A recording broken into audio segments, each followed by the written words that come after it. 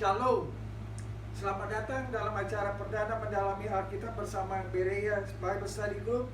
Hari ini kita mulai dengan pelayanan pengajaran mendalami seluruh Alkitab dari Kejadian sampai Wahyu. Lokasi kami adalah di Ontario, California, Amerika Serikat. Saya yakin bahwa sebagai anak-anak Tuhan, Bapak Ibu Saudara yang telah lahir kembali, kita semua rindu untuk lebih mengenal kehendak Tuhan bagi umatnya. Karena apa artinya bila kita menyatakan diri sebagai pengikut Kristus tapi tidak mengetahui apa yang Ia kehendaki dari kita? Kami dari Bible Study Group Berea berharap bahwa kiranya acara pendalaman Alkitab boleh menjadi berkat bagi kita semua. Mari kita berdoa. Ya Bapa kami yang bertahta di surga, Bapa yang kami sembah dan sapa dalam nama Tuhan kami Yesus Kristus, hari ini Berea Study Group mulai pelayanan kami dalam memuliakan Engkau Bapa, pencipta langit dan bumi, dengan pengajaran mendalami Alkitab yang adalah firman-Mu. Tuntunlah kami dalam pelayanan kami untuk memuliakan kebesaran nama-Mu, oh Tuhan, baik hari ini maupun dalam acara-acara pengajaran di hari-hari mendatang. Dalam pimpinan-Mu yang kudus kami serahkan keseluruhan acara ini dari awal, pertengahan sampai akhir. Terimalah doa yang kami naikkan dalam nama Yesus Kristus Tuhan kami, Juru Selamat kami. Amin.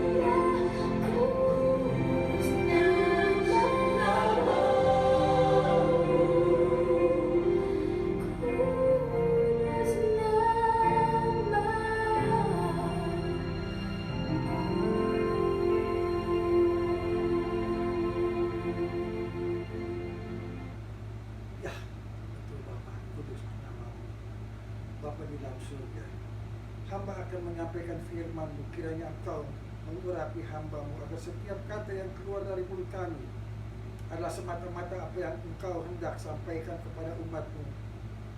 Bila setiap orang yang mendengar firman-Mu pendengaran untuk memahami apa yang hamba-Mu sampaikan. Dalam nama Yesus Kristus kami telah berdoa. Amin.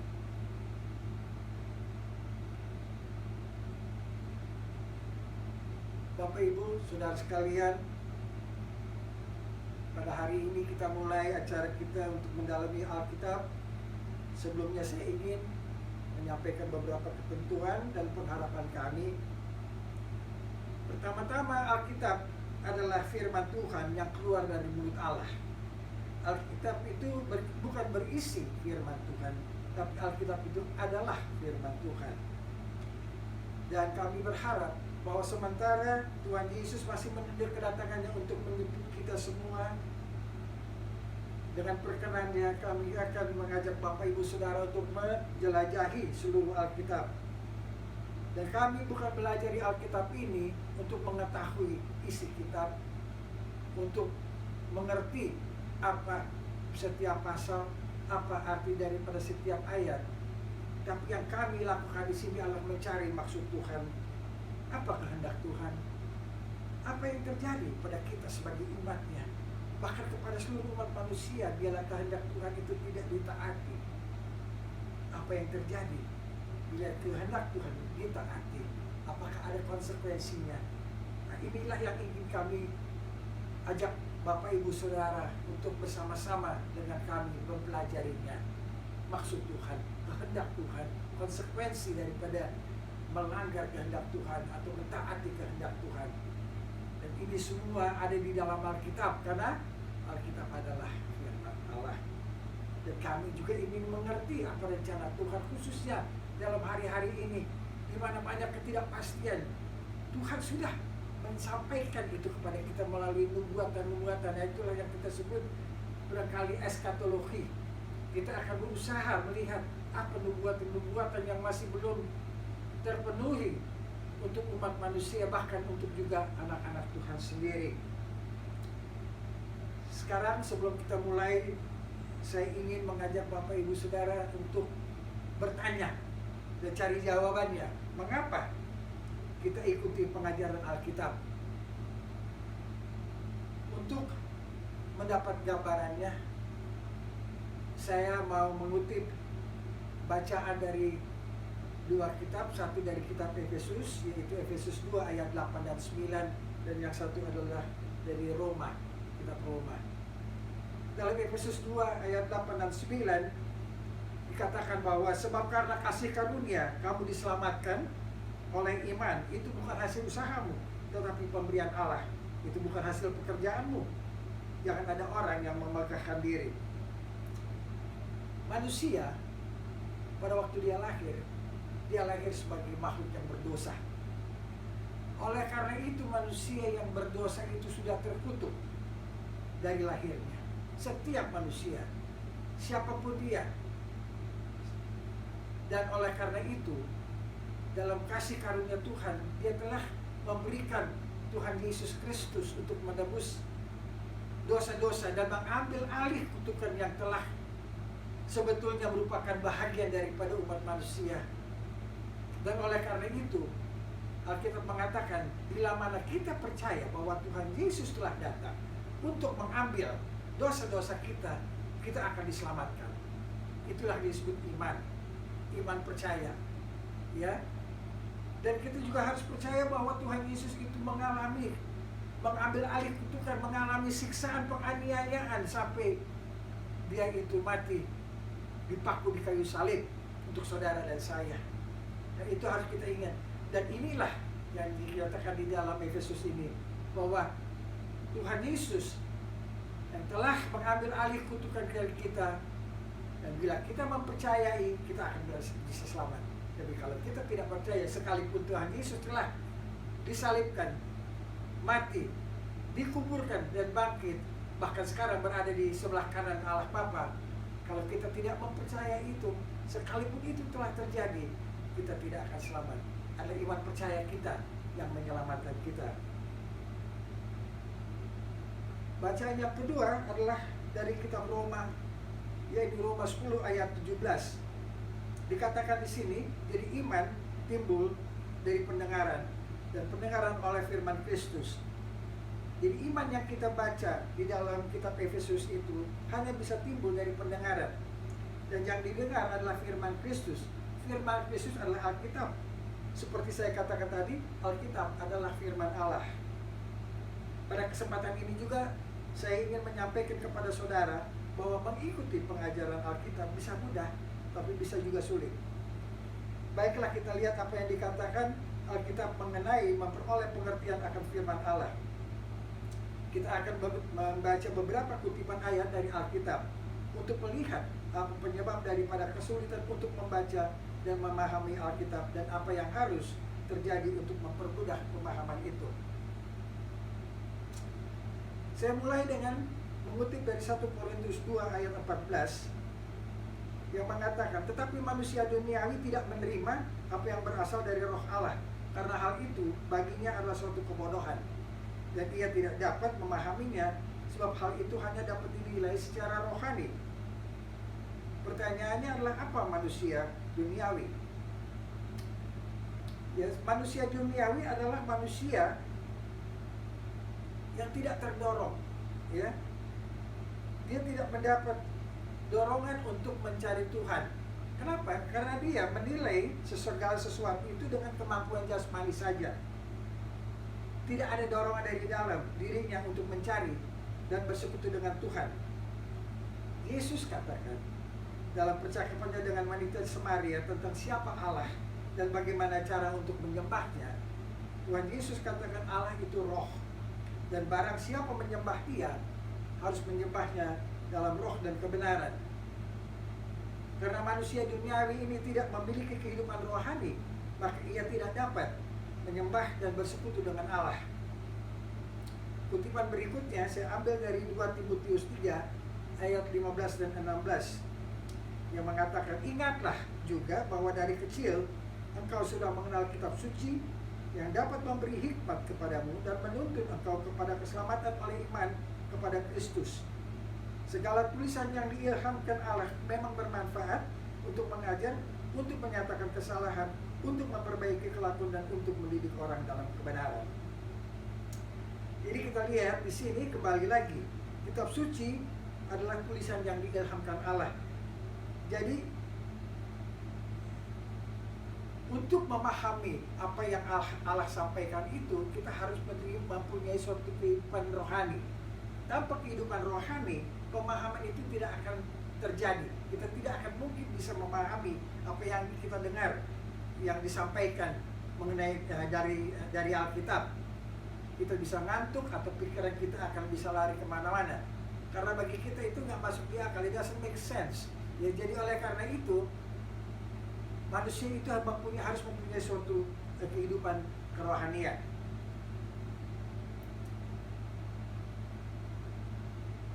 Untuk memiliki kehidupan kerohanian, seseorang itu harus mengalami kelahiran kembali. Tuhan Yesus dalam percakapannya dengan Nikodemus berkata kepada Nikodemus, aku berkata kepadamu, sesungguhnya jika seorang tidak dilahirkan dari air dan roh, ia tidak dapat masuk ke dalam kerajaan Allah. Apa yang dilahirkan dari daging adalah daging, dan apa yang dilahirkan dari roh adalah roh. Janganlah engkau heran, karena aku berkata kepadamu, kamu harus dilahirkan kembali. Jadi apa yang Tuhan Yesus katakan adalah seseorang itu harus lahir kembali. Ya, tadi kita berbicara manusia duniawi, dia tidak mempunyai kehidupan rohani.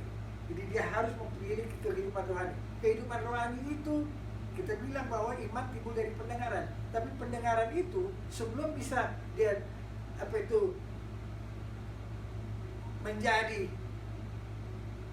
atau mengubah seseorang sampai bisa beriman, orang itu harus mempunyai suatu proses yang harus dilalui. Proses itu namanya kelahiran kembali. Ya. Di Yohanes 1 ayat 12 kita lihat bagaimana prosesnya. Semua orang yang menerimanya diberi kuasa supaya menjadi anak Allah, yaitu mereka yang percaya di dalam namanya. Jadi, kelahiran kembali Apa artinya? Kelahiran kembali berarti kita yang sudah ada di dalam tubuh kita sekarang ini harus mengalami suatu proses baru. Proses baru namanya kelahiran kembali, dan kelahiran kembali berarti sekarang dari semata-mata menjadi anak daripada orang-orang tua kita menjadi sekarang juga anak-anak Allah, ya, seperti dinyatakan di dalam ayat, supaya menjadi anak-anak Allah. Nah, untuk menjadi anak Allah, bagaimana? Kita harus percaya dalam namanya. Siapa itu namanya? Nama Tuhan Yesus Kristus. Jadi, kembali lagi, proses kelahiran kembali itu bisa terjadi bila seorang menerima Tuhan Yesus sebagai juru selamatnya dan mempercayai itu. Pada saat itu, dia lahir kembali. Karena pada saat itu, rohnya hidup. Yang rohnya yang selama ini mati, sekarang rohnya hidup. Dan oleh karena itu, dengan roh yang hidup, dia sudah bisa menerima apa yang Tuhan nyatakan kepada manusia. Kenapa? Karena sekarang dia sudah bisa mempunyai iman. Karena iman itu hanya bisa timbul bila seseorang mempunyai kehidupan roh. Kalau rohani, bila seseorang tidak memiliki itu, dia tidak bisa memiliki. Saya mau memiliki satu ayat lagi, yaitu dari 1 Petrus 1 ayat 20, yang mengatakan, karena kamu telah dilahirkan kembali, bukan dari benih yang fana, tetapi dari benih yang tidak fana, oleh firman Allah yang hidup dan yang kekal. Jadi kita lihat di sini, ya, di sini Petrus mengatakan ada benih yang fana dan ada juga benih yang tidak fana. Benih yang fana adalah benih orang tua kita, ya. Benih yang fana menghasilkan kita dalam bentuk jasmani kita, dengan jasmani dan dengan jiwa, ya. Itulah yang dihasilkan oleh benih yang fana. Tapi benih yang tidak fana menghasilkan roh di dalam diri kita, ya.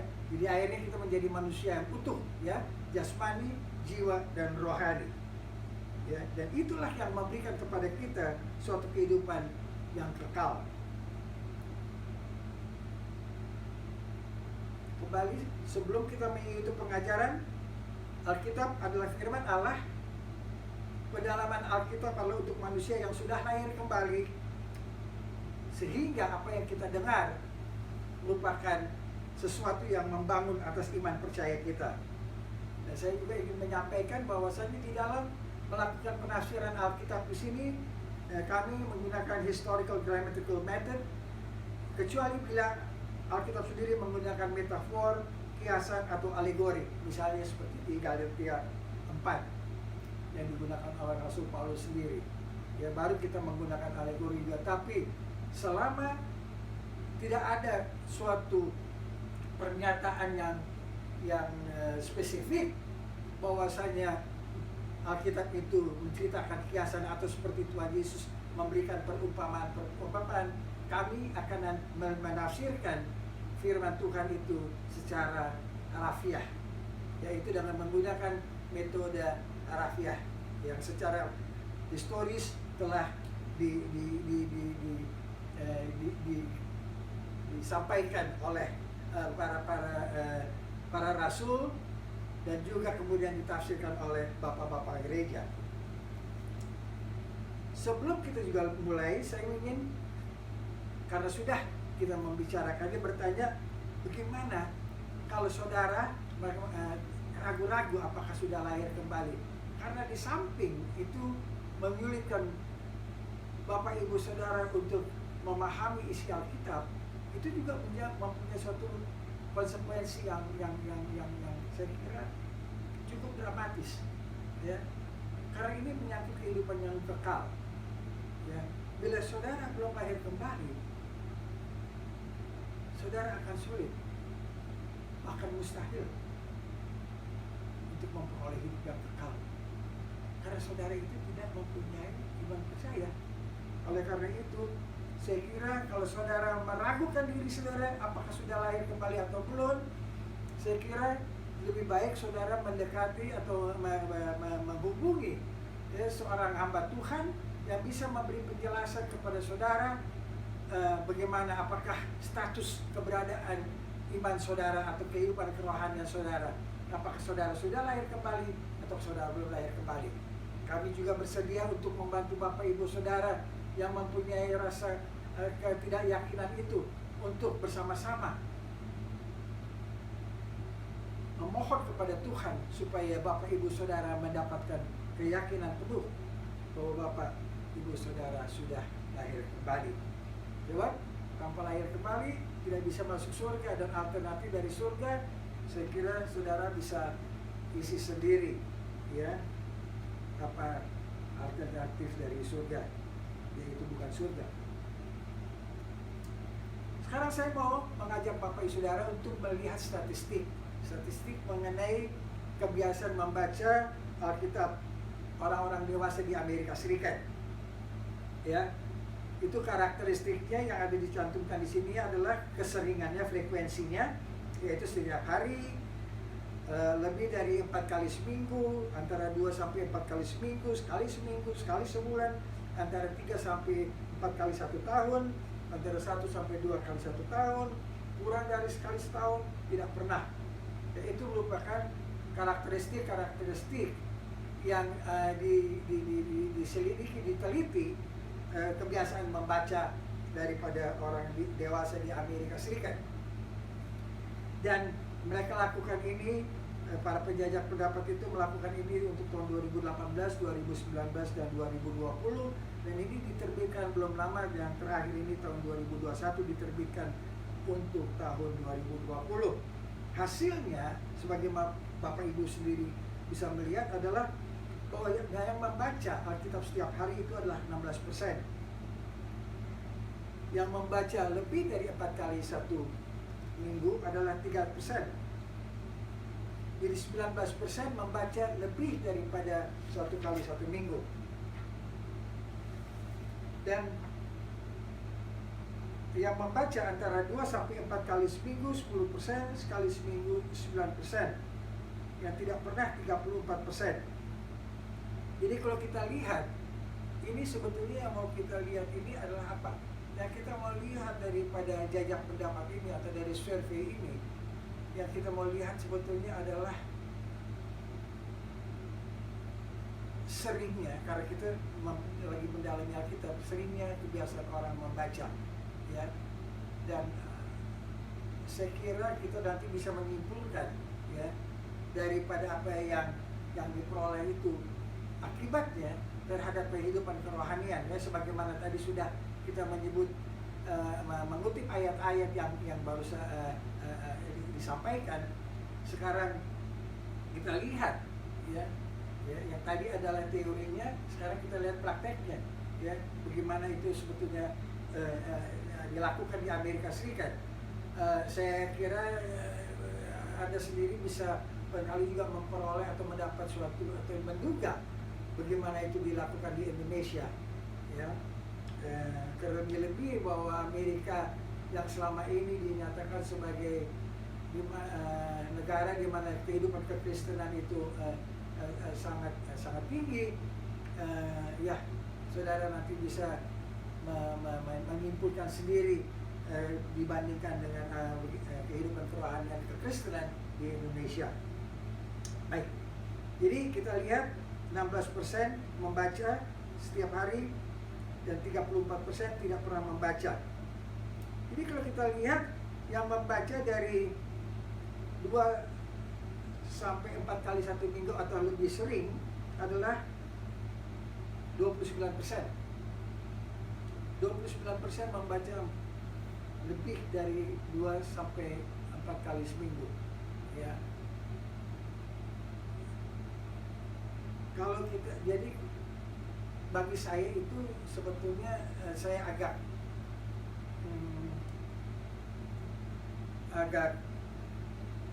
lambat atau hati-hati di dalam menyimpulkan ini, adalah karena, ya, ini sesuatu yang sensitif, ya, ini sesuatu yang sensitif. Tidak membaca Alkitab itu mempunyai dampak, ya, tidak membaca Alkitab itu mempunyai dampak, dan saya kira Bapak Ibu Saudara jangan menanggapinya secara negatif, tapi mudah-mudahan ini bisa dilihat sebagai sesuatu yang positif. Cuman jelas, ya, kita bisa bayangkan kalau kita hanya membaca Alkitab itu 1 kali 1 minggu, seberapa banyak kan kita baca Alkitab? Ya, itu hanya menunjukkan frekuensinya. Tapi sedalam apa kita baca Alkitab dalam 1 kali itu? Pertanyaannya, dengan kesibukan kita 6 hari yang lainnya, yang tidak, gimana kita tidak baca Alkitab? Apakah kita masih lihat pentingnya Alkitab itu? Apakah kita masih lihat pentingnya kehidupan kerohanian kita itu? Ya, saya kira ya agak sulit, ya agak sulit untuk bisa mempunyai kehidupan kerohanian yang hidup, yang vibrant, ya.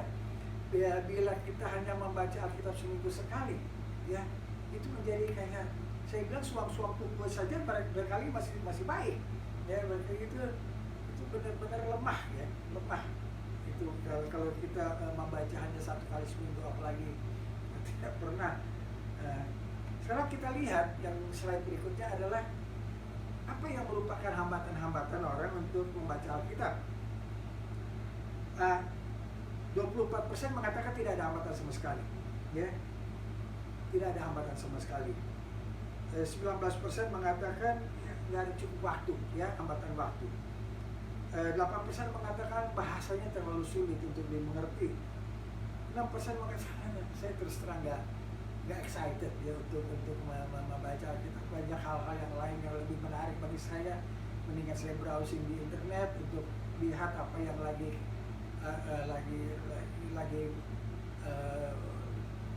berlangsung dengan seru, seperti misalnya skor pertandingan dari tim-tim yang saya gemari, atau barangkali berita-berita politik, atau barangkali saya mau lihat keadaan perekonomian, angka-angka itu lebih menggugah saya, atau saya mau lihat apa yang lagi menjadi social trend, ya barangkali itu lebih menarik bagi saya daripada baca Alkitab.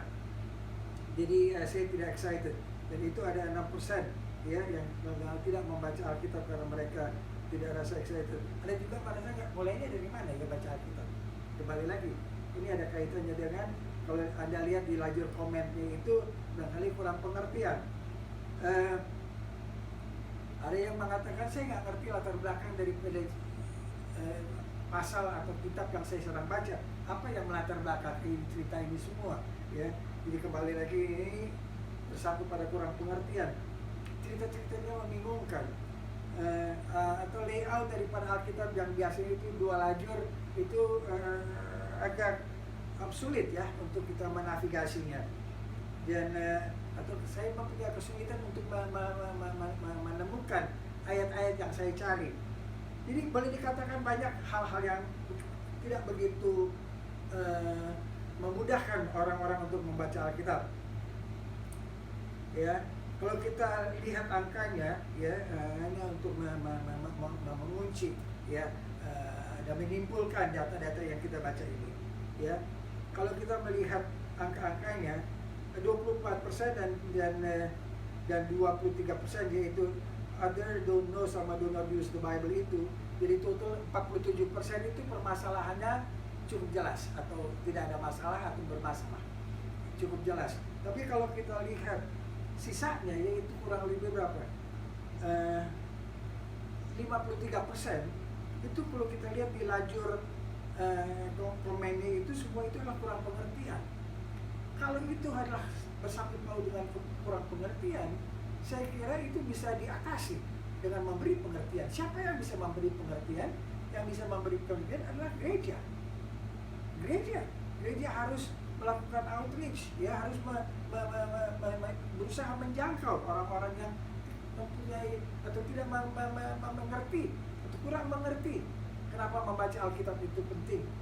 Ya, jadi saya kira ini gugahan juga untuk gereja sebetulnya, agar supaya lebih peka dan rajin, ya lebih peka dan rajin untuk mengulurkan tangannya atau menjangkau orang-orang yang tidak membaca Alkitab karena kurang pengertian. Kembali lagi, ya kenapa itu begitu penting? Kita sudah tadi mulai dengan Efesus 2 ayat 8 dan 9, kita berbicara dengan Roma 10 ayat 17, ya itulah semua kaitannya, ya kaitan-kaitannya itu.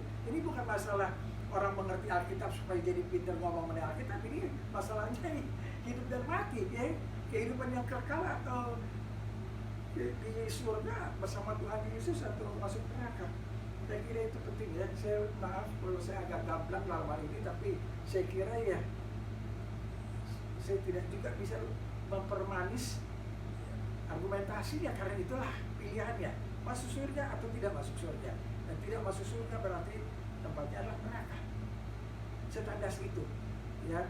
Saya harap bahwasanya kedepannya saya tidak akan terlalu perlu berbicara mengenai kontras itu, tapi ya bisa lebih menghimbau Bapak Ibu Saudara untuk lebih mencintai untuk membaca Alkitab.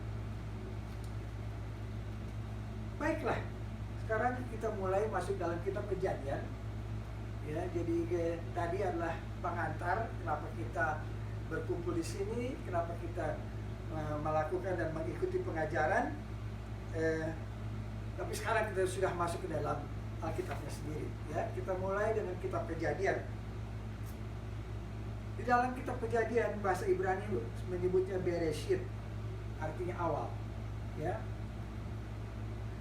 Dalam kitab Kejadian kita lihat dari awal alam semesta, langit, bintang, tata surya, air, permulaan atau awal daripada kehidupan, awal daripada manusia, satu laki, satu perempuan, bukan banyak laki dan sedikit perempuan, atau sedikit laki dan banyak perempuan, atau hanya laki-laki, atau hanya perempuan.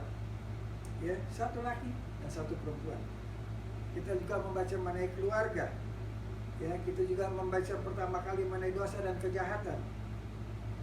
Kita akan juga membaca pertama kali mengenai bahasa, di mana manusia berbicara, dan juga mengenai pemerintahan, ya, yang akan kita baca nanti di dalam Kejadian 9. Ini semua penting kalau kita mengerti kitab Kejadian, karena kitab Kejadian dia melandasi pemahaman Alkitab. Ya, karena pada dalam kitab Kejadian kita lihat bahwa dalam menciptakan alam semesta dan manusia, Allah mempunyai rencana, ya. Dan rencana itu kemudian kita lihat dicemari oleh dosa. Dan kemudian untuk itu kita lihat selanjutnya bagaimana kitab-kitab setelah bahkan mulai dari kitab Kejadian sendiri sudah ada janji dari Allah untuk bagaimana manusia yang berdosa dan jatuh terpisah dari Allah itu bisa dipertemukan kembali melalui suatu proses rekonsiliasi yang dijanjikan pertama-tama dalam kitab Kejadian pasal 3. Jadi penting untuk memahami kitab Kejadian. Oleh karena itu Bapak Ibu Saudara, saya harap Bapak Ibu Saudara bisa menyimak dengan seksama agar supaya bisa nanti itu akan mempermudah mengikuti pasal-pasal berikutnya dan kitab-kitab yang berikutnya. Baiklah, kita mulai dengan Kejadian 1 ayat 1. Kejadian 1 ayat 1 mengatakan, pada mulanya Allah menciptakan langit dan bumi.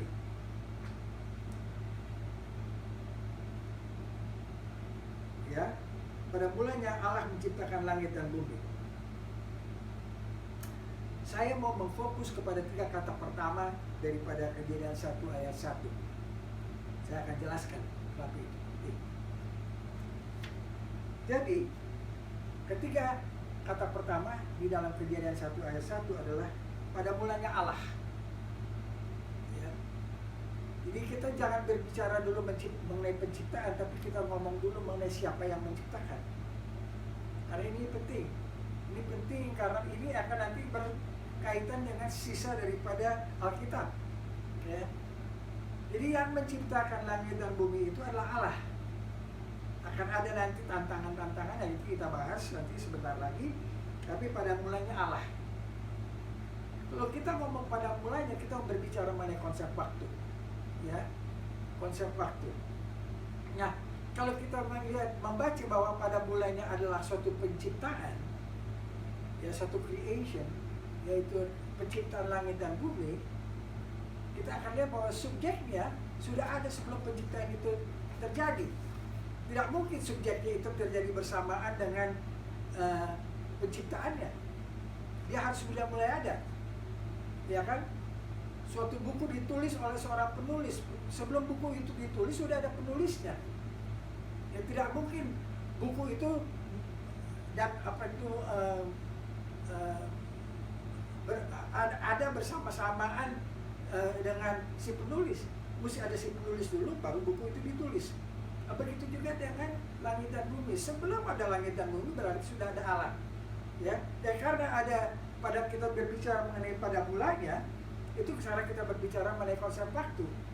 Konsep waktu itu berkaitan dengan ruang. Ya, waktu adalah dimensi ketiga. ya, tidak ada ruang, tidak ada waktu, ya. Jadi berarti kalau pada mulanya Allah menciptakan, berarti pada mulanya Allah itu berada sebelum adanya waktu. Jadi Allah itu berada di luar waktu, ya. Allah itu berada di luar waktu. Allah itu menyebut dirinya, saya adalah Alfa dan Omega. Artinya apa? Allah itu sudah ada sebelum adanya waktu, sebelum segala sesuatu itu ada, Allah sudah ada. Dan Allah itu juga akan tetap ada setelah segala sesuatu itu sudah tidak ada lagi. Oleh karena itu dialah Alfa dan Omega. Ya, jadi itu yang penting saya memfokuskan, karena saya nggak mau cepat saja berbicara mengenai penciptaan tanpa berbicara subjeknya. Karena subjeknya itu yang paling penting, Allah. Ya, baik. Apa yang Alkitab katakan? Alkitab katakan bahwa manusia tahu ada Tuhan, tapi manusia menyangkalnya. Ya, jadi bahwasanya Allah adalah pencipta langit dan bumi sebetulnya semua manusia tahu. Semua manusia tahu. Bahkan masyarakat primitif juga tahu itu, bahwa ada sesuatu kekuatan di luar kemampuannya dia itu untuk mengerti sepenuhnya, ya. Sudah ada sesuatu yang menghasilkan, menciptakan seluruh lingkungan, ya. Tetapi ada yang secara sadar mengatakan bahwa tidak ada Allah, ya, kita sebut orang-orang ateis, ya. Oke, apa yang dikatakan oleh Alkitab mengenai orang-orang yang menyangkal adanya Allah? Di Mazmur 14 ayat 1 dikatakan untuk pemimpin biduan dari Daud. Orang bebal berkata dalam hatinya, tidak ada Allah. Busuk dan jijik perbuatan mereka, tidak ada yang berbuat baik. Jadi kita lihat di sini, ya, Alkitab sendiri mengatakan bahwasanya ada manusia yang mengatakan tidak ada Allah. Ya, itu bukan orang-orang yang tidak atau yang tidak mengenal Alkitab yang mengatakan itu, tapi Alkitab sendiri mengatakan itu, bahwa ada manusia-manusia seperti itu yang tidak percaya adanya Allah. Dan orang-orang seperti itu menurut Alkitab adalah orang-orang yang busuk dan jijik perbuatan mereka. Mereka tidak mungkin membuat hal-hal yang baik, ya. Di Roma 1 ayat 19 dan 20 kita lihat, karena apa yang dapat mereka ketahui tentang Allah nyata bagi mereka, sebab Allah telah menyatakannya kepada mereka. Sebab apa yang tidak nampak daripadanya, yaitu kekuatannya yang kekal dan keilahiannya, dapat tampak kepada pikiran dan karyanya sejak dunia diciptakan, sehingga mereka tidak dapat berdalih. Jadi apa yang dikatakan di dalam kitab Roma ini adalah bahwa Allah itu diketahui bukan daripada wujudnya atau bentuknya, tapi Allah itu diketahui dari apa yang telah merupakan hasil daripada tindakan Allah. Apa hasil tindakan Allah? Penciptaan. Ya, penciptaan adalah tindakan Allah, dan dari penciptaannya itulah sebetulnya manusia sudah bisa tahu bahwa adanya Allah. Ya, manusia bisa tahu bahwa adanya Allah, tapi mereka menyangkal. Mereka menyangkal. Dan oleh karena itu kita baca di ayat 21 sampai 24 dari kitab Roma pasal 1, sebab sekalipun mereka mengenal Allah, mereka tidak memuliakan Dia sebagai Allah atau mengucap syukur kepadanya. Sebaliknya pikiran mereka menjadi sia-sia dan hati mereka yang bodoh menjadi gelap. Mereka berbuat seolah-olah mereka penuh hikmat, tetapi mereka telah menjadi bodoh. Mereka menggantikan kemuliaan Allah yang tidak fana dengan gambaran yang mirip dengan manusia yang fana, burung-burung, binatang-binatang yang berkaki 4 atau binatang-binatang yang menjalar. Karena itu Allah menyerahkan mereka kepada keinginan hati mereka akan kecemaran, sehingga mereka saling mencemarkan tubuh mereka. Jadi di sini dinyatakan mengenai motivasi, ya. Orang-orang mengenal Allah, tapi orang-orang tidak mau mengenal Allah. Tadi kita bilang Mazmur mengatakan mereka itu busuk dan jijik perbuatan mereka. Ini dijabarkan lebih rinci lagi, ya, oleh Rasul Paulus dalam suratnya kepada jemaat di Roma, ya. Mereka menggantikan kemuliaan Allah yang tidak fana dengan gambaran yang mirip dengan manusia yang. Jadi akhirnya mereka tetap membutuhkan sesuatu untuk disembah, yaitu berhala, ya, berhala. Itu misalnya burung-burung, binatang-binatang yang berkaki 4 atau binatang-binatang menjalar, ya. Itu adalah gambaran-gambaran yang mereka sembah, Ya, karena mereka tidak mau menyembah Allah, karena mereka tidak mau memuliakan Dia, atau mereka tidak mau mengucap syukur kepada Dia. Ya, ini yang merupakan motivasi daripada kenapa orang menyangkal Allah. Hanya semata-mata ingin memberontak, tidak mau mengakui bahwa Dia adalah pencipta langit dan bumi. Dan mereka pikir bahwa mereka penuh hikmat. Ya, nanti mereka akan menggunakan argumentasi ilmiah. Ya, karena mereka sebetulnya bodoh. Mereka sebetulnya bodoh. Ya, ini yang Alkitab katakan mengenai orang-orang yang menyangkal adanya Allah. Dan di lain pihak, Mazmur juga mengatakan mengenai orang-orang yang mau mengakui Allah. Siapakah mereka? Mereka lah, saya bacakan, berbahagialah orang yang tidak berjalan menurut nasihat orang fasik, yang tidak berdiri di jalan orang yang berdosa, dan yang tidak duduk dalam kumpulan pencemooh. Tetapi yang kesukaannya ialah Taurat Tuhan, dan yang merenungkan Taurat itu siang dan malam. Ia seperti pohon yang ditanam di tepi aliran air, yang menghasilkan bunga pada musimnya dan yang tidak layu daunnya. Apa saja yang diperbuatnya berhasil. Bukan demikian orang fasik, mereka seperti sekam yang ditiupkan angin. Sebab itu orang fasik tidak akan tahan dalam penghakiman. Begitu pula orang berdosa dalam perkumpulan orang benar. Jadi kita lihat sebagai kontras daripada orang-orang yang menyangkal Allah, yang busuk dan jijik perbuatan mereka, orang-orang yang memuliakan Allah, yang disebut orang-orang yang benar, mempunyai suatu ciri, ya, kesukaannya mereka ialah Taurat Tuhan. Mereka merenungkan Taurat Tuhan. Di mana kita bisa menemukan Taurat Tuhan? Hanya di dalam Alkitab. Nah, itu yang direnungkan oleh orang-orang yang berjalan tidak menurut nasihat orang fasik. Mereka merenungkan Taurat Tuhan. Berarti mereka membaca Alkitab. Dan sekarang kita lihat akibat daripada itu adalah mereka seperti pohon yang ditanam di aliran air. Artinya apa saja yang mereka perbuat itu berhasil, dan mereka tidak pernah gagal. Bukan berarti secara mereka itu kaya raya, ya bahwasanya mereka itu mempunyai pencakar langit dan lain sebagainya. Bukan begitu, tapi berhasil sebab mereka mengalami hidup yang sejahtera, ya, hidup yang penuh sukacita, ya, hidup yang penuh dengan berkat. Apa yang mereka butuhkan mereka punya, hanya sesuai dengan apa yang telah Tuhan berikan, karena Tuhan tahu kebutuhan kita yang masih lain. Dan mereka karena hidup di jalan Tuhan mendapatkan itu. Dan oleh karena itu mereka hidup penuh sukacita. Saya kira kalau Anda mempunyai bermiliar dolar, tapi kalau Anda selalu penuh dengan kebencian atau penuh dengan kekhawatiran bahwa Anda itu nanti disusul kekayaan Anda oleh orang-orang yang dengan siapa Anda tidak cocok, itu merupakan masalah yang lebih berat. Lebih baik saya tidak punya harta itu tapi sukacita daripada saya selalu dihantu-hantui. Apakah saya masih lebih banyak harta karun saya daripada orang yang saya tidak sukai itu.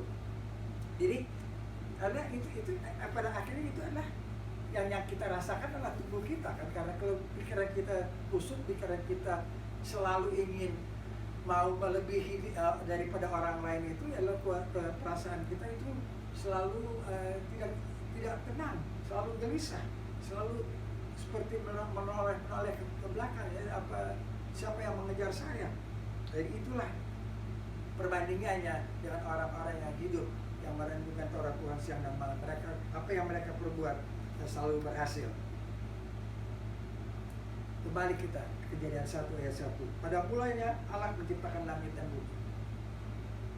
Di sini kita melihat bahwa secara praktis dengan pendekatan ilmiah yang dilakukan oleh orang-orang fasik itu, yang tidak mau mengakui bahwa Allah adalah pencipta langit dan bumi, mereka mau menggunakan teknik-teknik ilmiah untuk membuktikan bahwasanya penciptaan itu terjadi di luar Allah.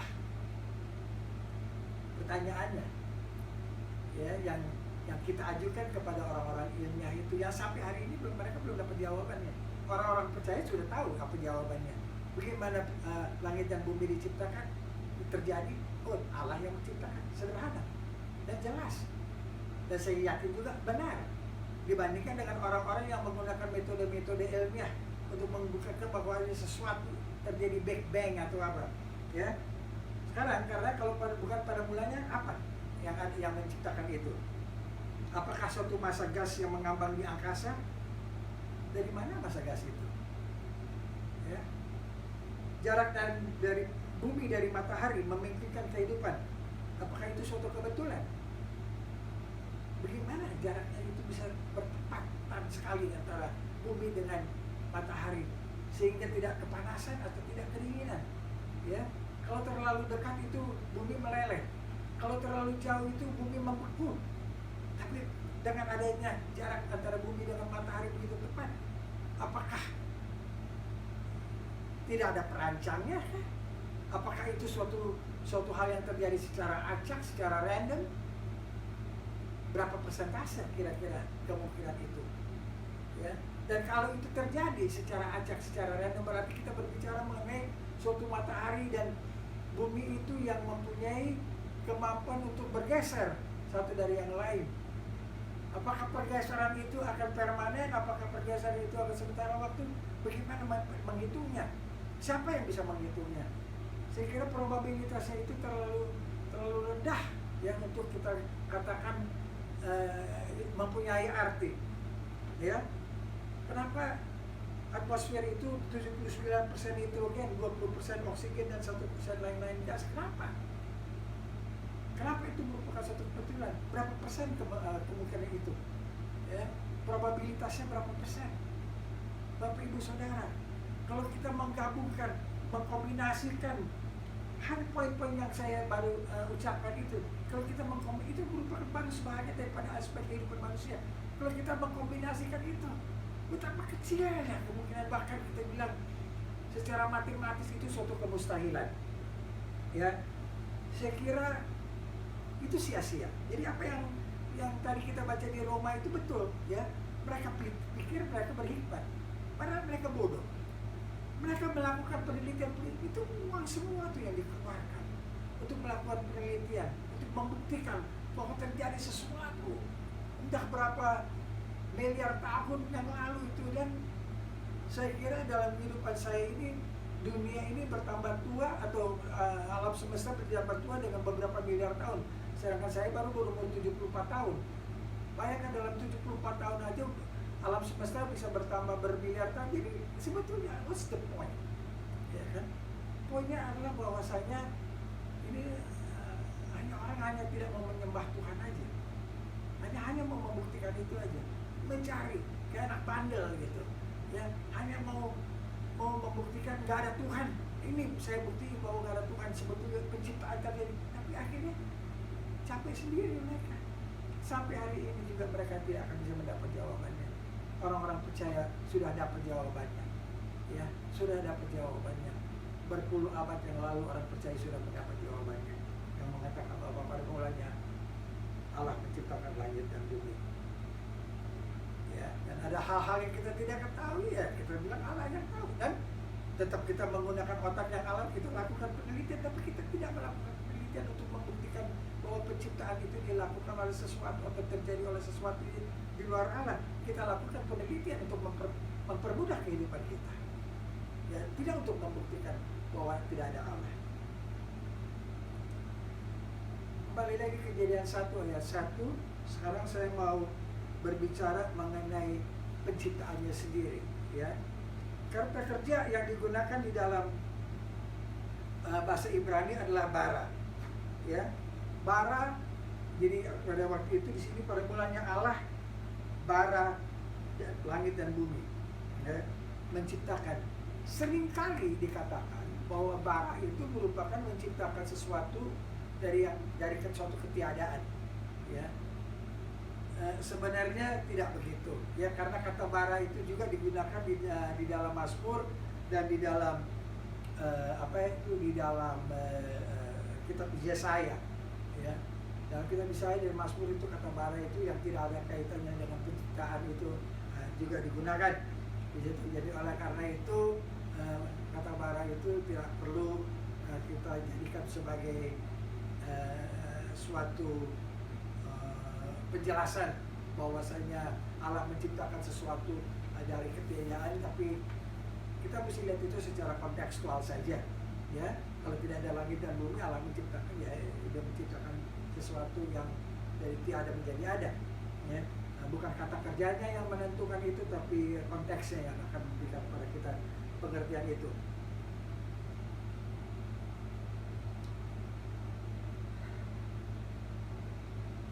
Kita juga baca bahwasanya di kitab Ayub gambaran diberikan kepada kita bahwa pada waktu Allah menciptakan langit dan bumi, yang sudah ada adalah bintang, dan yang sudah ada juga adalah malaikat. Di dalam kitab Ayub 38 ayat 4 sampai dengan 7 dinyatakan suatu pertanyaan retoris daripada Tuhan kepada Ayub. Di manakah engkau ketika aku meletakkan dasar bumi? Ceritakanlah kalau engkau mempunyai pengertian. Siapakah yang telah menetapkan ukurannya? Bukankah engkau mengetahuinya? Atau siapakah yang telah merentangkan tali pengukur padanya? Atas apakah sendi-sendinya dilantar? Dan siapakah yang memasang batu penjurinya? Pada waktu bintang-bintang fajar bersorak-sorak bersama-sama, dan semua anak Allah bersorak-sorai. Jadi kita lihat di sini di ayat 4 dikatakan Allah meletakkan dasar bumi. Dan di ayat 7, pada waktu Allah meletakkan dasar bumi, yang terjadi adalah bintang-bintang fajar bersorak-sorak bersama-sama, dan semua anak Allah bersorak-sorai. Ya, jadi bintang-bintang dan anak Allah bisa bersorak-sorai pada saat Tuhan meletakkan dasar bumi, berarti bahwa keduanya itu sudah ada sebelum adanya bumi. Ya, jadi ini penting, ya, nanti mempunyai kaitannya dengan ayat-ayat berikutnya, ya, bahwasanya bintang-bintang fajar sudah ada dan semua anak Allah sudah ada juga. Mengenai penciptaan bumi sendiri, ya, kita baca di Yesaya 45 ayat 18. Sebab beginilah firman Tuhan yang menciptakan langit, dialah Allah yang membentuk bumi dan menjadikannya dan yang menegakkannya. Dan ia menciptakannya bukan supaya kosong, tapi ia membentuknya untuk didiami. Akulah Tuhan dan tidak ada yang lain. Jadi pada waktu Tuhan menciptakan langit dan bumi seperti dinyatakan di ayat 1 itu, bumi yang dibentuk itu atau yang diciptakan oleh Allah itu adalah bumi yang untuk didiami. Ya, ini penting untuk kita ingat karena sebentar lagi kita masuk ayat 2. Ya, bumi yang diciptakan oleh Allah di ayat 1 itu adalah bumi yang untuk didiami dan bukan supaya kosong. Kejadian 1 ayat 2. Bumi belum berbentuk dan kosong, gelap gulita menutupi samudera raya, dan roh Allah melayang-layang di atas permukaan. Tadi di kitab Yesaya kita baca bahwa Allah menciptakan bumi itu atau membentuk bumi itu bukan untuk kosong, tapi untuk diisi. Di kejadian ayat 2 ini mengatakan bumi belum berbentuk dan kosong. Ini yang mana yang benar? Ya, apakah Yesaya yang benar? Apakah kejadian yang benar? Saya katakan dua-duanya benar. Atau para komentator menjelaskan bahwa dua-duanya benar ini karena antara ayat 1, kejadian 1 ayat 1 dan kejadian 1 ayat 2 ada suatu gap, ya, yang disebut gap theory. Ya, bahwasanya pada waktu Allah menciptakan langit dan bumi di ayat 1 itu bumi itu betul seperti dinyatakan di Yesaya, didiami dan dihuni oleh manusia, dihuni, ya, dibentuk untuk didiami dan dihuni. Tapi di ayat 2 juga betul karena setelah itu terjadi didiami dan dihuni itu, kita lihat juga bahwasanya sekarang berbentuk kosong dan gelap gulita. Nah, apa penyebabnya? Apa penyebabnya? Pertama, kita lihat di dalam kejadian 1 ayat 2 itu, dalam bahasa Ibrani, bahwa bumi dikatakan di sini menjadi tanpa bentuk dan kosong. Di Alkitab kita baca bahwa bumi bentuknya, Allah bentuknya, apa tanpa bentuk dan kosong. Tapi di kitab dari bahasa Ibrani dikatakan bumi menjadi. Jadi itu suatu proses, ya. Di ayat 1 2 kejadian 1 ayat 2 itu kita lihat suatu proses telah berlangsung, ya. Karena menjadi itu, ya, to became itu berarti itu merupakan hasil dari sesuatu sebelumnya begini, sesuatu sekarang begini. Jadi yang sebelumnya itu menjadi, ya, it became from one thing, it became something else, ya. Dari tempat yang bumi yang tadinya dibentuk oleh Tuhan untuk diisi, sekarang bumi itu sudah tanpa isi. Jadi sesuatu terjadi, dan itulah sesuatu yang terjadi itu dalam suatu kurun waktu tertentu. Jadi oleh karena itu dua-duanya bisa benar. Misalnya di Yeskiel 28 ayat 12 sampai 16 kita lihat bahwa ada kerub di Taman Eden yang dihukum dan diusir dari gunung Allah karena kesombongannya. Nah, ini kembali lagi menceritakan ke dari kitab Ayub itu yang kita kutip, bahwa pada waktu dasar bumi diletakkan oleh Allah, kita lihat juga malaikat bersorak-sorai. Kerub itu adalah sejenis malaikat di samping serafim, ya. Kerub itu adalah sejenis malaikat. Jadi ada kerub yang diusir dari Taman Eden. Jadi tidak terjadi setelah Adam, ini terjadi sebelum Adam, ya. Jadi ini bisa saja yang terjadi di dalam antara kitab Kejadian 1 ayat 1 dan kitab Kejadian ayat 2 yang dinyatakan di dalam kitab Yeskiel 28 ayat 12 sampai 16, ya, bahwa terjadi pengusiran, ya, kerub dari Taman Eden. Yang kita tahu itu dikaitkan dengan siapa? Dengan iblis, ya, iblis. Dan memang kalau kita lihat adanya iblis itu atau ular itu tidak lama setelah adanya Hawa dan Adam, ya kan, karena iblis itu menghampiri Hawa dulu, ya kan, berarti iblis sudah ada. Dan iblis kita ketahui adalah malaikat tadinya, ya. Nah, malaikatnya adalah kerub. Jadi berarti sesuatu terjadi, ya, setelah bumi itu didiami, Taman Eden telah didiami, ya, didiami oleh kerub ini kemudian diusir dari Taman Eden. Nah, itulah merupakan sesuatu di mana terjadi barangkali suatu pertempuran yang dahsyat, ya. Saya nggak tahu, tapi itu kurang lebih saya kira bisa menjelaskan kenapa Kejadian 1 ayat 1 dan Kejadian 1 ayat 2 itu bisa lebih diserasikan dan lebih memperlihatkan secara konsisten, ya, sifat Allah, ya, karena Allah tidak mungkin menciptakan sesuatu yang tanpa bentuk. Dia nyatakan sendiri di dalam kitab Yesaya. Tapi ya, nyatanya ayat 2 mengatakan bahwa bumi itu tanpa bentuk. Jadi oleh karena itu mesti ada penjelasannya. Kalau langit dan bumi diciptakan di ayat 1 dan kemudian di ayat 2 bumi tanpa bentuk, berarti kalau kita hanya melihat secara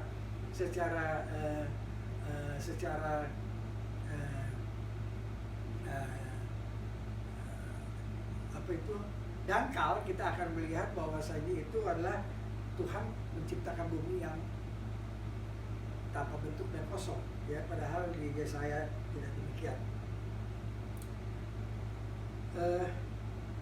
Jadi kita lihat, ya, Kejadian 1 ayat 2 itu di dalam bahasa Ibrani berkali memberikan kepada kita juga suatu gambaran adanya suatu proses yang terjadi. Kenapa yang kita baca itu di ayat 2 itu adalah dikatakan bentuk dan kosong.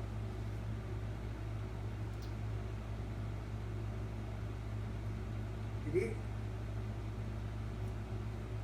gap theory itu bisa saja terjadi. Apakah, ya, ini adalah juga barangkali fosil-fosil dari zaman es, kita nggak tahu, ya, bahwa itu ada terjadi sebelum manusia, kita nggak tahu, ya, kita nggak tahu. Kita hanya bisa mereka-reka, tapi yang jelas kita bisa menjelaskan kenapa ayat 2 berbunyi tanpa bentuk dan kosong, ya, padahal dan Yesaya 45 mengatakan bahwa bumi diciptakan untuk bisa diisi. Nah, tadi saya mengatakan mana orang-orang yang menyangkal adanya Allah itu berusaha melakukan dengan kemampuan ilmiahnya membuktikan bahwa penciptaan itu tidak terjadi oleh Allah, tapi terjadi dengan sendirinya. Metode ilmiah itu mempunyai aturannya sendiri. Saya mau mengutip itu di dalam bahasa Inggris dan kemudian di dalam bahasa Indonesia akan saya terjemahkan itu. Scientific investigation is a quest to find the answer to a question using the scientific method. In turn, the scientific method is a systematic process that involves using measurable observations to formulate, test, or modify a hypothesis. Finally, a hypothesis is a proposed explanation for some observed phenomenon based on experience or research. Scientific investigation is what people like you and me use to develop better models and explanations for the world around them. Bahasa Indonesianya, investigasi atau penelitian ilmiah adalah pencarian untuk menemukan jawaban atas pertanyaan yang membutuhkan metode ilmiah. Metode ilmiah adalah proses sistematis yang melibatkan penggunaan pengamatan terukur untuk merumuskan, menguji, atau memodifikasi hipotesis. Akhirnya, hipotesis adalah penjelasan yang diajukan untuk beberapa fenomena yang diamati. Berdasarkan pengalaman atau penelitian, investigasi ilmiah adalah apa yang digunakan orang-orang seperti Anda dan saya untuk mengembangkan model dan penjelasan yang lebih baik untuk dunia di sekitar kita. Jadi inilah mengenai metode ilmiah, ya, atau scientific method. Nah, disitulah letak sebetulnya di mana orang-orang ilmiah itu melakukan hal-hal yang sia-sia. Karena bagaimanapun juga mereka tidak bisa mensimulasi penciptaan itu di dalam laboratorium, sehingga mereka bisa lakukan itu berulang-ulang. Ya, jadi semua yang mereka lakukan mengenai penciptaan itu adalah semata-mata dugaan dan sama sekali tidak ilmiah. Jadi kalau mereka mengatakan bahwa secara ilmiah mereka bisa membuktikan ini dan itu, sebetulnya kembali lagi itu hanya semata-mata spekulasi. Jadi saudara, kalau bertemu dengan orang-orang yang tidak percaya adanya Allah yang menciptakan langit dan bumi, saudara bisa menjelaskan, buktikan bahwa Allah tidak menciptakan. Mereka pasti tidak akan bisa membuktikan.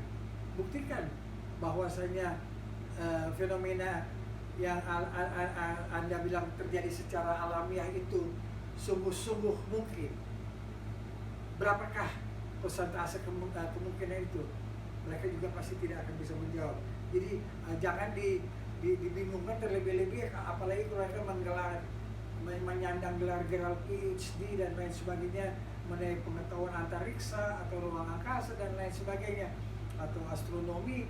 Saya kira ya hormati mereka saja, baik-baik, senyum saja kalau mereka berbicara begitu, tapi jangan terpengaruh, dan kalau bisa ya tanyakan kepada mereka, dan kemudian tidak usah diperpanjang lagi. Tanyakan kepada mereka berapa angka kemungkinan, dan mereka akan nanti pasti mengurungkan atau tidak akan berusaha meyakinkan Anda bahwa saya penciptaan itu memang terjadi tanpa adanya Allah.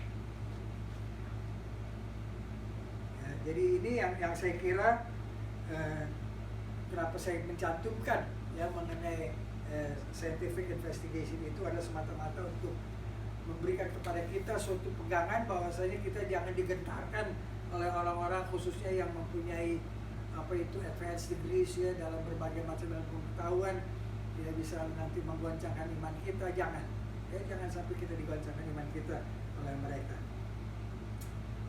Kejadian 1 ayat 3. Berfirmanlah Allah, jadilah terang, lalu terang itu jadi. Ya, tadi di dalam kitab Ayub beritahu bahwasanya sudah ada bintang.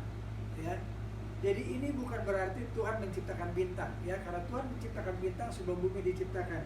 Sedangkan di sini kita lihat jadilah terang. Jadi barangkali penerangan yang ada itu adalah barangkali tadinya tertutup oleh suatu selubung, ya, oleh suatu lapisan. Barangkali ini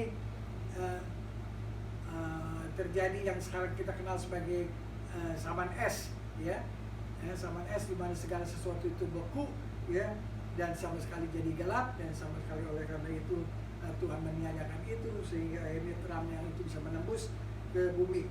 Ya, itulah di ayat 3.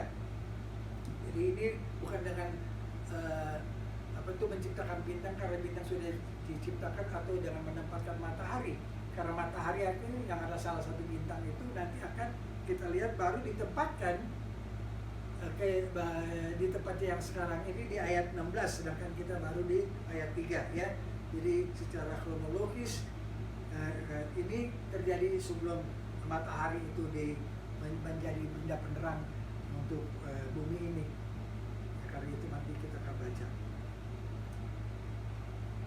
Kejadian 1 ayat 4-5, Allah melihat bahwa terang itu baik, lalu dipisahkannya terang itu dari gelap. Kita tahu adanya bahwa cahaya itu berada di dalam suatu spektrum, ya, dari spektrum gimana kita bisa lihat hal-hal yang dengan kasat mata tidak kelihatan, tapi dengan menggunakan goggles itu kita bisa melihat di malam-malam seperti yang digunakan oleh tentara-tentara kalau mereka melakukan penyerbuan di tengah malam, mereka tetap bisa melihat sosok-sosok ya, padahal gelap gulita ya.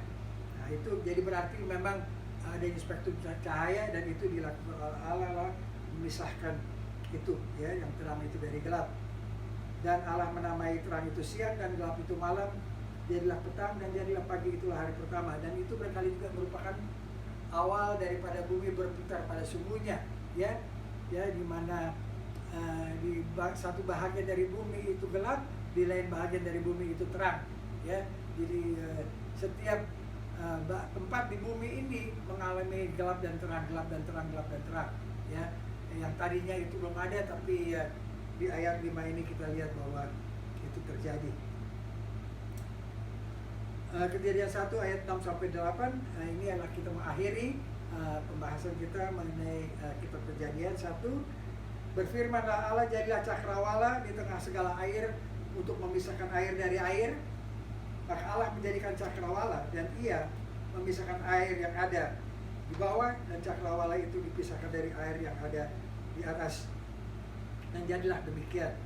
Lalu Allah menamai cakrawala itu langit, jadilah petang dan jadilah pagi, itulah hari kedua. Jadi kita lihat bahwa di sini pada hari kedua Allah itu membuat suatu cakrawala. Kalau bahasa Ibrani-nya adalah rakia ya. Rakia itu adalah suatu ruangan, yaitu bukan awan-awan ya, yang seperti yang kita lihat itu yang memisahkan air dari air, karena awan sendiri adalah uap air sebetulnya, tapi ini adalah suatu bentangan ya, suatu bentangan, suatu ruangan, suatu rongga yang memisahkan, ada air di atas dan ada air di bawahnya ya. Dan inilah yang disebut cakrawala, atau bahasa Inggrisnya firmament ya.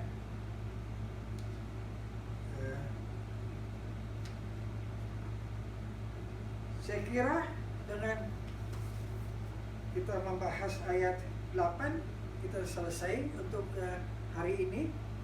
Dan memang agak lama dan memang pendek, kita hanya membahas 8 ayat, tapi ini semua karena kita mulai dengan kata-kata pengantar untuk meletakkan dasar daripada pelayanan ini, yaitu oleh pelayanan pengajaran, apa yang merupakan dasar pemikirannya, apa yang kita harapkan, apa ketentuan-ketentuannya, sehingga oleh karena itu kita cukup banyak waktu, tapi kita akan mempercepat iramanya untuk saat-saat kemudian, yang kita akan semata-mata nanti membahas ayat-ayat Alkitab.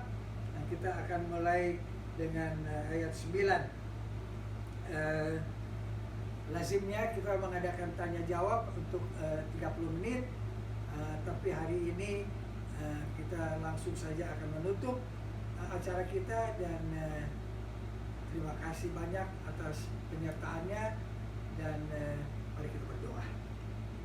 Ya Tuhan Allah Bapa kami, puji syukur, terima kasih Bapa bahwa Engkau telah memberikan kesempatan itu kepada umat-Mu, kepada anak-anak-Mu, kepada kami, untuk mendengar apa yang Kau nyatakan di dalam kitab Kejadian 1 ayat 1 sampai 1 ayat 8. Kami boleh juga mengutip dari kitab-kitab yang lainnya untuk lebih jelas memahami apa yang telah kami baca di kitab Kejadian ini. Kiranya pengetahuan yang kami peroleh Bapak boleh berakar, dan itu boleh bertumbuh, sehingga kami ini menjadi lebih dewasa di dalam iman kami. Kami tahu bahwa ini adalah baru awal, dan kami tahu masih jauh perjalanan kami, tapi kami yakin dan percaya ya, bahwa setiap perjalanan itu mulai dengan langkah yang pertama. Dan kami mengucap syukur bahwa Engkau memperkenankan kami untuk mengambil langkah itu. Kiranya kiranya Engkau tetap mau menyertai kami di hari-hari kemudian, untuk lebih gamblang lagi, lebih jelas lagi menyatakan isi daripada firman-Mu, pengertian daripada firman-Mu. Berikan urapan kepada hamba-Mu untuk mampu melakukan itu dengan baik sesuai kehendak-Mu. Bapa di dalam surga, kami mengakhiri acara pada hari ini. Terima kasih banyak atas penyertaan-Mu. Tuntunlah kami ke dalam kegiatan kami masing-masing setelah acara ini, dan kiranya Engkau senantiasa memberkati kami. Dalam nama Tuhan Yesus Kristus kami berdoa. Terpujilah. Haleluya.